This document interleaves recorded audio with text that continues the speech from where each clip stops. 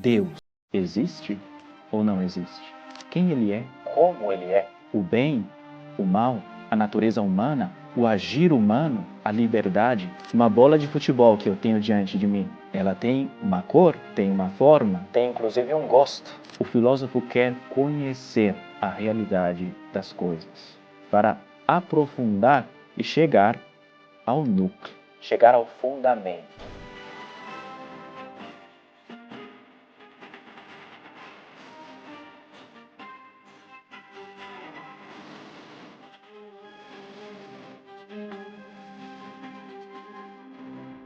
Em nome do Pai, e do Filho, e do Espírito Santo. Amém.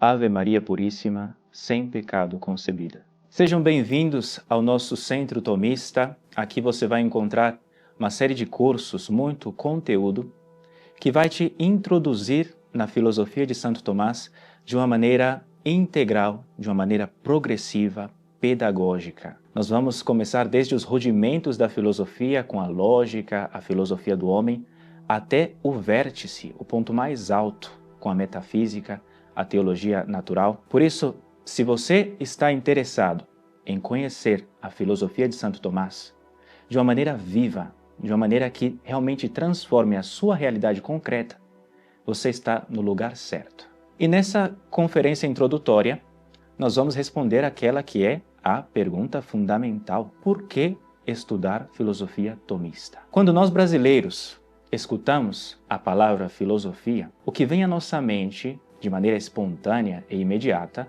são aquelas horas tediosas do ensino médio em que nós escutávamos o professor, que era o mais estranho de todos, falar as teorias mais absurdas e irreais de homens do passado. Ou então pode ser que a lembrança que venha à nossa mente quando escutamos essa palavra, filosofia, seja a daquela atividade ainda mais inútil, na qual tudo o que se fazia era sentar em círculos, o professor nos propunha um tema polêmico, o casamento homossexual, o aborto, e cada um tinha que dar sua opinião, até que finalmente a atividade terminava e todos voltávamos à realidade, um pouco mais convencidos de que, no final das contas, a verdade é relativa. Se essa é a ideia que você tem de filosofia, eu tenho uma notícia para te dar. Filosofia não é isso. Se eu tivesse que definir de uma maneira simples, acessível, a filosofia, eu diria que é o esforço realizado por uma pessoa para penetrar na realidade, para entrar no mundo real. Acontece que isso de viver na realidade, isso de entrar no mundo real, não é algo que se produz na vida de uma pessoa de maneira necessária, de maneira espontânea, senão que o ingresso, a entrada na realidade é uma conquista. Se nós, por exemplo, consideramos a vida de um ser humano quando ele vem a esse mundo, um bebê. Tomemos, por exemplo, um recém-nascido. A sua visão, o seu campo de visão é de mais ou menos 30 centímetros. Um bebê é capaz de enxergar 30 centímetros diante de si no momento em que nasce, em que abre pela primeira vez seus olhos. Passados 3 meses, mais ou menos, esse bebê já vai ser capaz de enxergar a alguns metros de distância. A sua visão progrediu bastante. Com 4 meses, muito provavelmente, ele já será capaz de fixar sua atenção sobre algo que vê pela janela. É um progresso. Mas deveremos esperar até os 7 meses de idade para que o seu campo de visão seja mais ou menos como o de uma pessoa adulta, mais ou menos, em circunstâncias normais. Porém, seria um grande erro, um grande equívoco, pensar que o que os olhos desse bebê veem é já a totalidade do real, a totalidade da realidade. É verdade, os olhos do seu corpo já alcançaram uma maturidade relativa, mas ele mal começou a abrir outros olhos, muito mais penetrantes, muito mais abrangentes do que os olhos do corpo, os olhos da inteligência. Os olhos do corpo do bebê permitirão a ele o contato com a realidade física, sensível, conhecimento, a percepção da materialidade das coisas, mas são os olhos de sua inteligência que lhe revelarão a verdade. E a filosofia nada mais é que esse esforço que realizamos para abrir, para arregalar esses olhos da inteligência e conhecer a verdade. realidade. No fundo, fazer filosofia nada mais é do que conservar, perseverar naquela atitude que caracteriza a atitude da criança diante do mundo real. Vocês já devem ter observado que quando uma criança começa a entender, a usar a razão, quando se desperta nela essa potência superior que é a razão, brotam dos lábios da criança, de uma maneira espontânea e muito frequente, essas pequenas e grandes perguntas. O que é isso? Por quê? Reparem que são perguntas que nós não encontramos nos lábios de nenhum outro animal, a não ser o ser humano, ainda que todos vivamos no mesmo mundo. Se trata de uma atividade exclusiva e especificamente humana. Nós queremos entender onde estamos. Nós queremos conhecer o último porquê da realidade. O filósofo é fiel a essa vocação da natureza humana e quer conhecer a verdade. E ele conserva essa atitude, ele assume essa postura, sobretudo diante das grandes questões da existência humana. Deus existe ou não existe? Quem ele é? Como ele é? O bem, o mal, a natureza humana, o agir humano, a liberdade. O filósofo quer conhecer a realidade das coisas. Mas atenção! Quando nós dizemos conhecer a verdade, não nos referimos a conhecer a verdade sobre isso ou sobre aquilo, sobre coisas particulares. Não se trata de armazenar na nossa cabeça uma série de conteúdos, de ideias. Se trata mais bem de conhecer a verdade como tal. Diferentemente das ciências particulares, que buscam conhecer isso ou aquilo, a verdade sobre isso ou aquilo, o problema filosófico é um problema do tudo.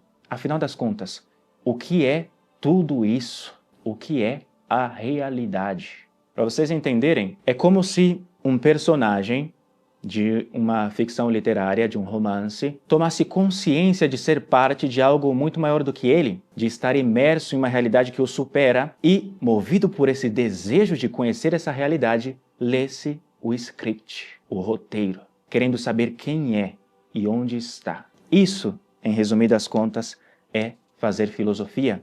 Essa verdade que nós estamos buscando, nós não a conheceremos lendo livros simplesmente ou escutando outras pessoas falarem sobre suas ideias, mas sim aprofundando a nossa própria experiência do real. Os livros, os professores são úteis, mas são meros auxílios para que nós mesmos possamos enxergar o que está lá fora, no mundo real. Isso é realismo. Não é mera teoria formulada por mentes engenhosas, mas sim contato pessoal com a realidade, com o que é.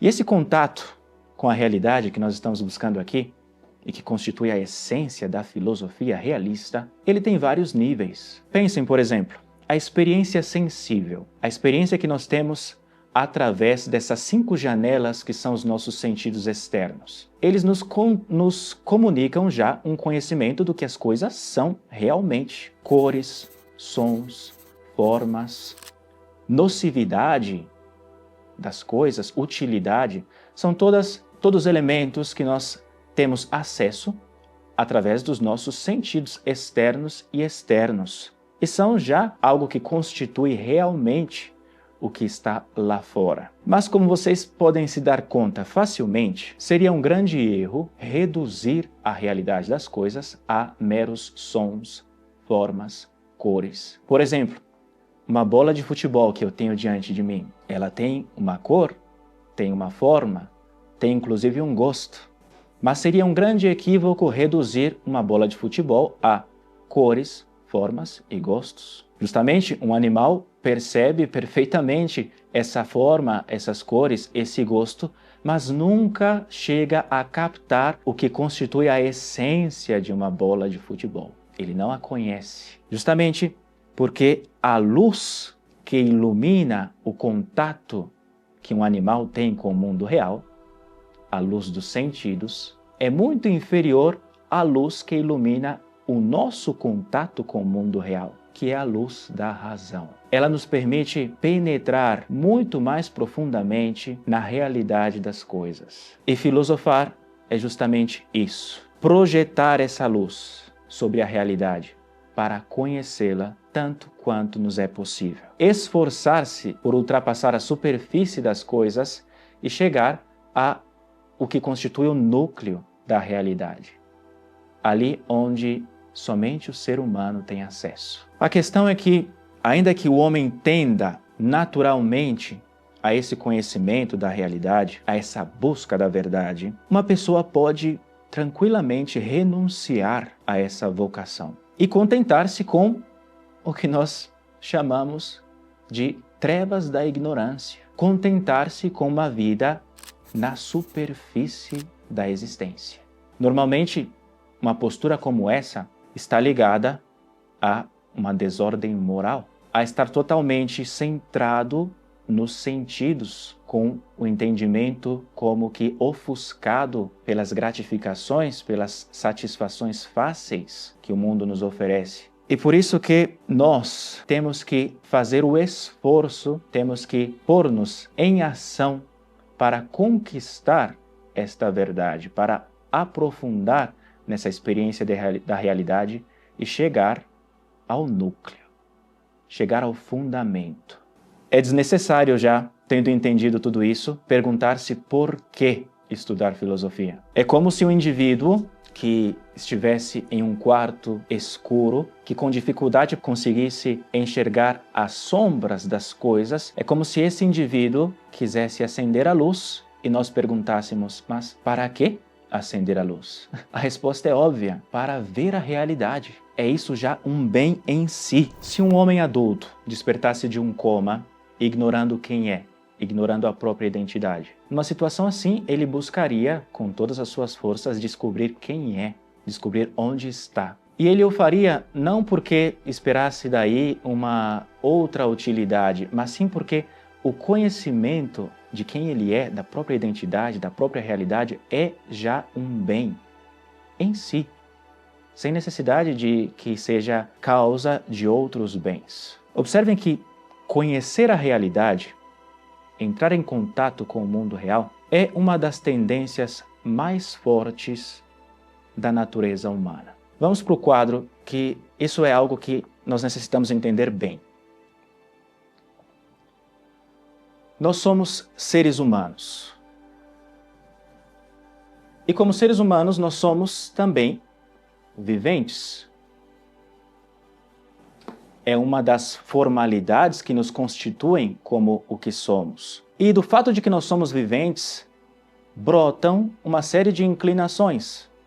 A inclinação a conservar a própria vida, a inclinação a comunicar, a propagar essa vida que possuímos. Mas o ser humano é mais. O ser humano é também um animal.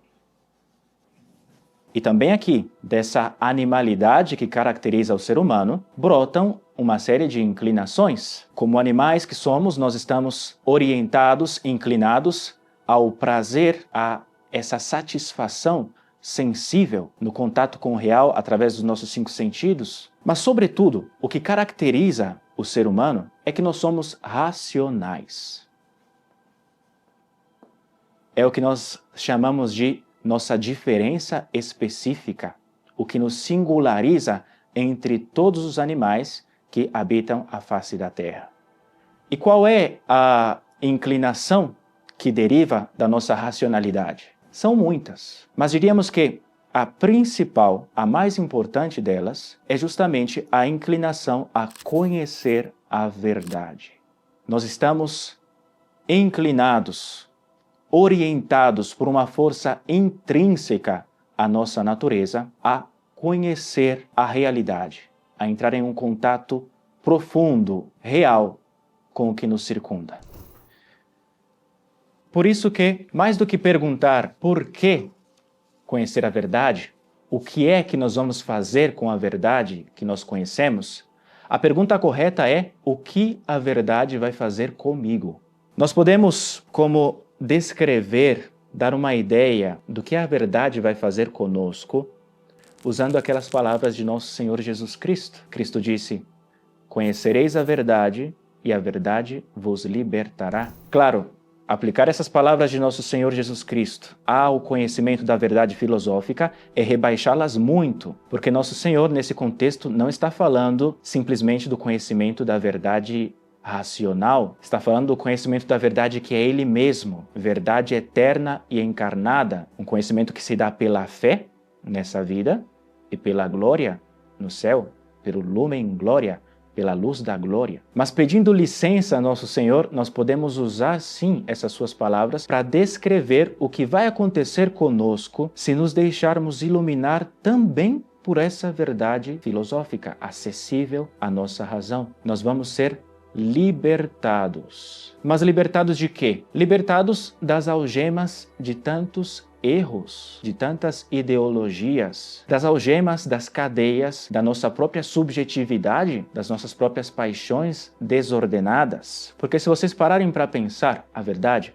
é que nós não temos opção. Temos que ser movidos por algo. Ou nós somos movidos pela verdade, pelo que as coisas realmente são, ou então nós somos movidos pelos sentimentos, pela ideologia reinante, pela opinião da maioria. E é somente um contato pessoal com a realidade que nos liberta dessas escravidões. Se nós nos pusermos a analisar as consequências de viver desligados da verdade, de viver fora do mundo real, vamos nos dar conta de quão importante é essa atividade, esse uso sério da própria razão para conhecer a verdade. Se eu, por exemplo, ignorasse a existência real dessa parede que eu tenho aqui diante de mim agora, e convencido pela ideologia do momento, acreditasse que as paredes podem ser atravessadas, ou que as paredes em realidade não existem, e corresse em direção a essa parede, movido por essa ideologia, o resultado seria óbvio: eu iria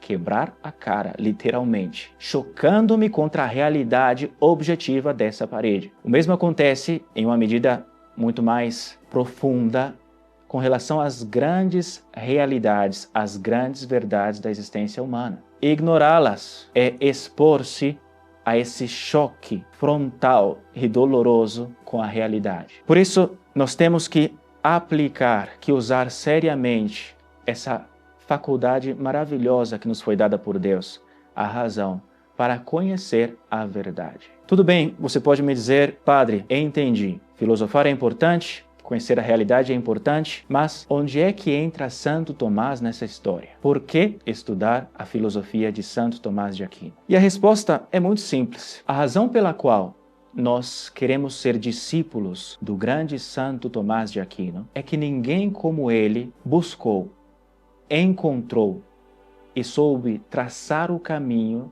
que conduz à verdade. Em outras palavras, nós queremos ser discípulos de Santo Tomás de Aquino porque ele foi discípulo, e que discípulo, da verdade. Não é partidarismo, não é porque somos católicos, não é porque Santo Tomás de Aquino era muito simpático que nós estudamos sua filosofia. Nós a estudamos porque ele, como ninguém, soube apropriar-se de tudo o que os maiores filósofos, os melhores entendimentos do passado souberam conquistar, soube apropriar-se de tudo isso e transmitir-nos de uma maneira clara e convincente. Parafraseando Newton, nós poderíamos dizer que o que nós queremos subir nos ombros desse gigante que foi Santo Tomás para ver mais longe, para ver mais profundamente, para alcançar profundidades que de outra maneira seriam inacessíveis ao nosso pobre entendimento. É verdade,